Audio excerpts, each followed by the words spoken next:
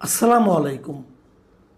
প্রিয় দর্শক, ত্রয়োদশ জাতীয় সংসদের প্রথম অধিবেশন বসেছিল গতকাল এবং সেই প্রথম অধিবেশনেই নানা নাটকীয় ঘটনা ঘটেছে।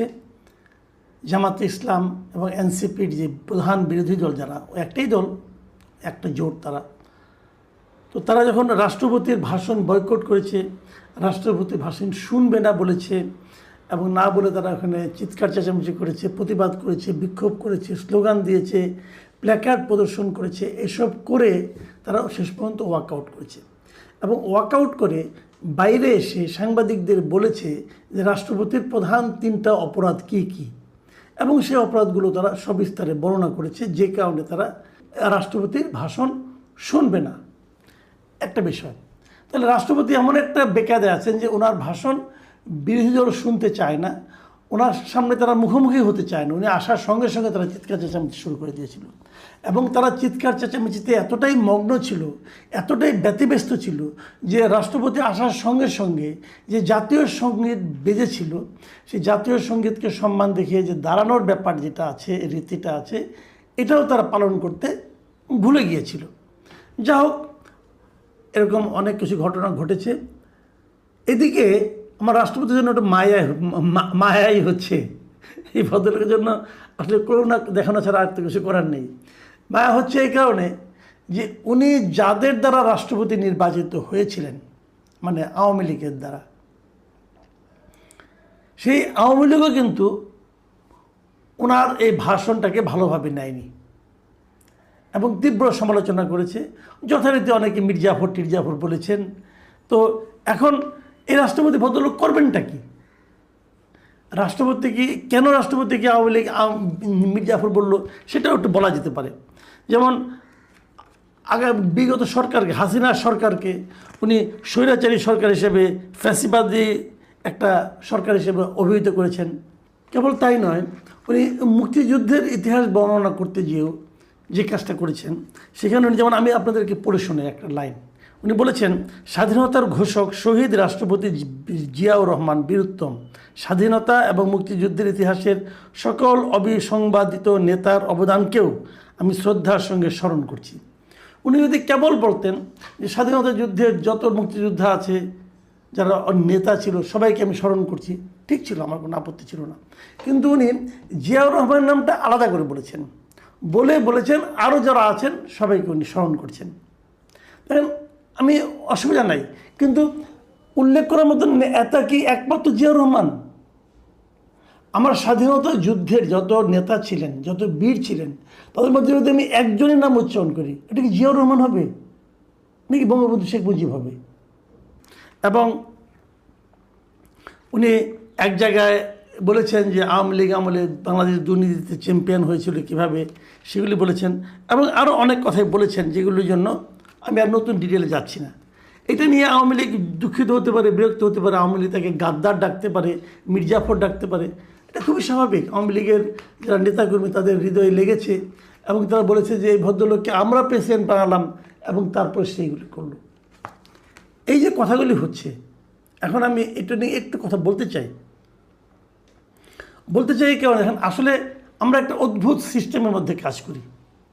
এই সিস্টেমটা আমাদের অনেক কিছু করতে দেয় না, অনেক কিছু করতে দেয়। বিষয়টা কি, প্রেসিডেন্ট কি এগুলো না বলে পারতেন?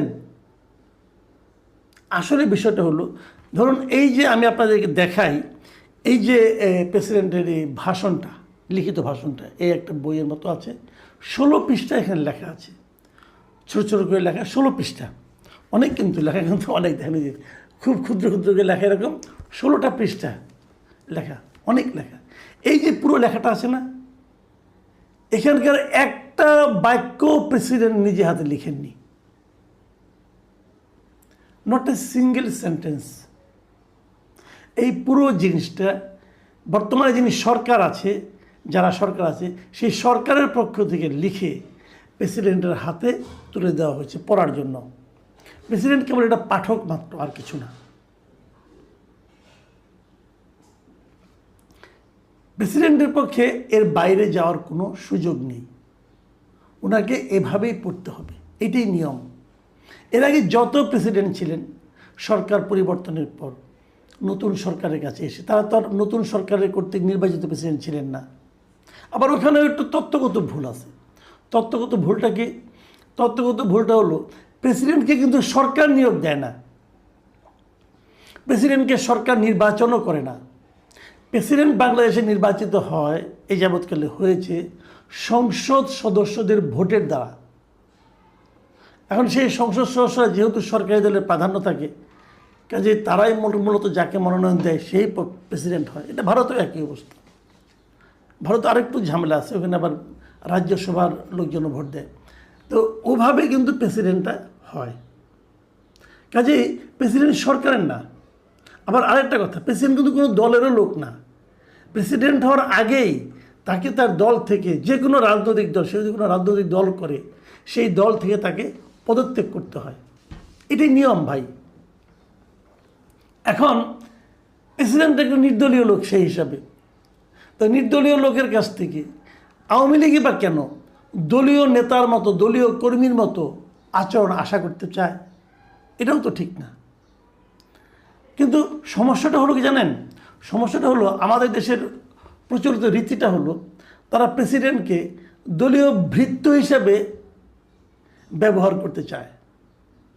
আপনি যদি সংবিধান দেখেন, সংবিধানের প্রেসিডেন্টকে কীভাবে বলা হচ্ছে?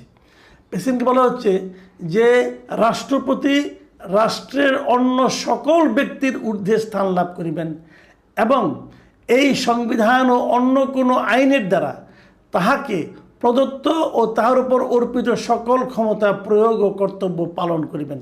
মানে রাষ্ট্রের যিনি সর্বোচ্চ ব্যক্তি হবেন প্রেসিডেন্ট। কিন্তু ট্র্যাজেডি হচ্ছে রাষ্ট্রের সর্বোচ্চ ব্যক্তি নিজের ইচ্ছা মতো কিছু বলতে পারবেন না। সরকার যে বলবেন সেটা তাকে পড়তে হবে কেবল। তো এটা কেমন রসিকতা? এই জায়গাটাতে কিন্তু আমার একটা বড় প্রশ্ন আছে।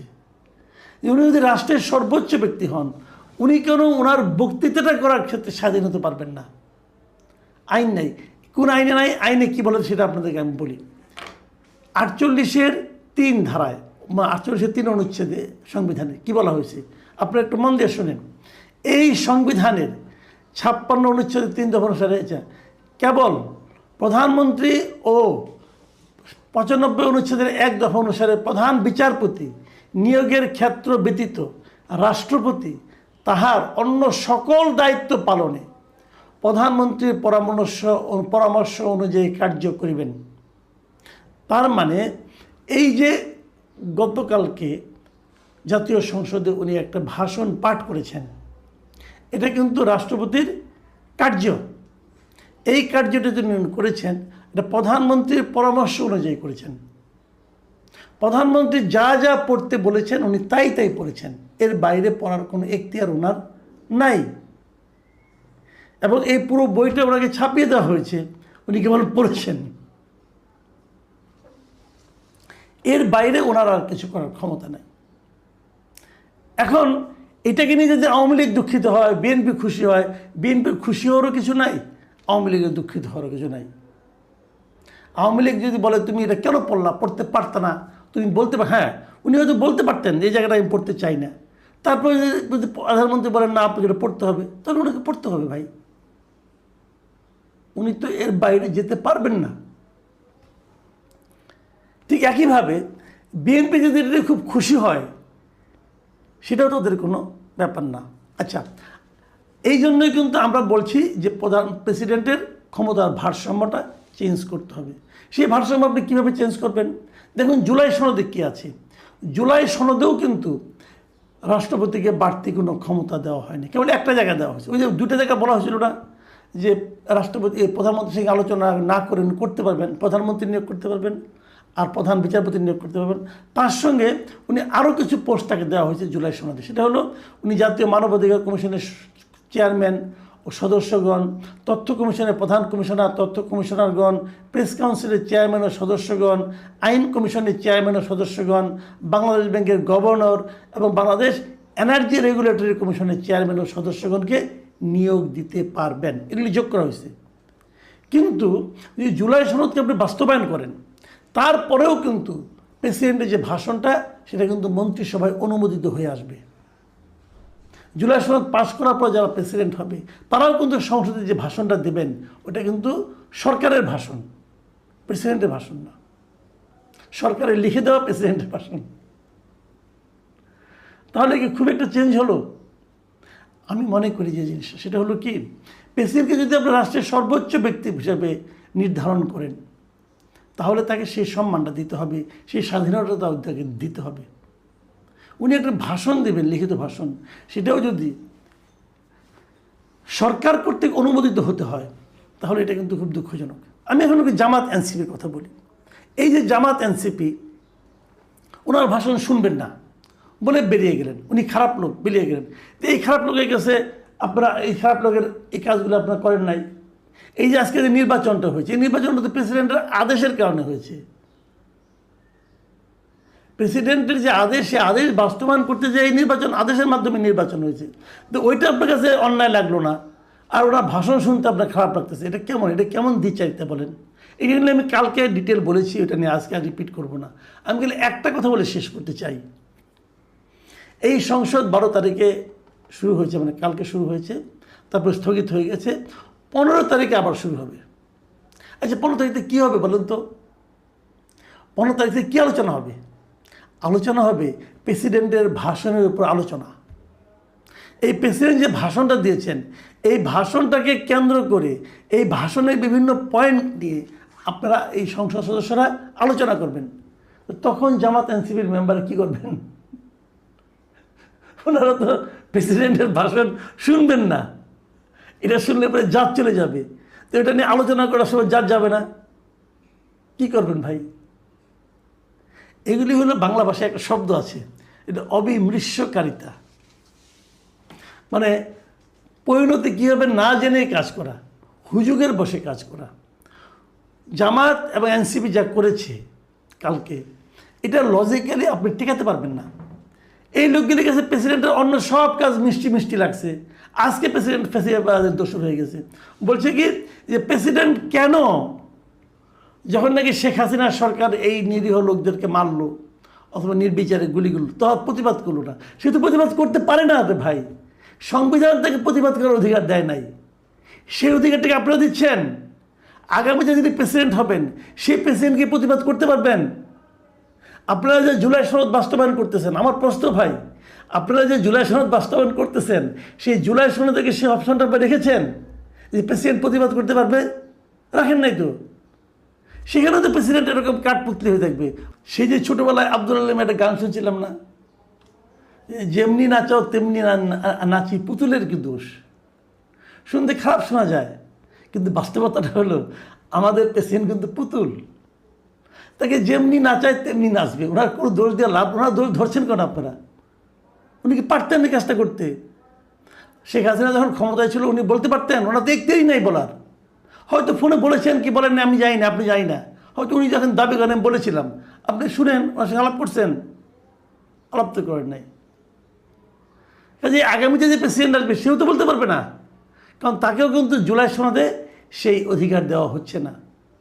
তো কী সনদ, কী সংস্কার আপনারা করলেন আমি জানি না, কিন্তু প্রেসিডেন্টকে যদি রাষ্ট্রের সর্বোচ্চ ব্যক্তি মনে করেন তাকে সেই সম্মানটাই মনে করে দেওয়া উচিত। প্রিয় দর্শক, আমরা অপেক্ষা করবো 15 তারিখের পরে যখন সংসদ বসবে তখন এই জামাত এনসিপির লোকেরা, এই সংসদ সদস্যরা প্রেসিডেন্টের ভাষণের উপর আলোচনা করেন কিনা, করলে কিভাবে করেন সেটা শোনার আমার খুব আগ্রহ নিয়ে আমি অপেক্ষা করব। আপনারাও করেন, আসেন দেখি তারা কি বলেন।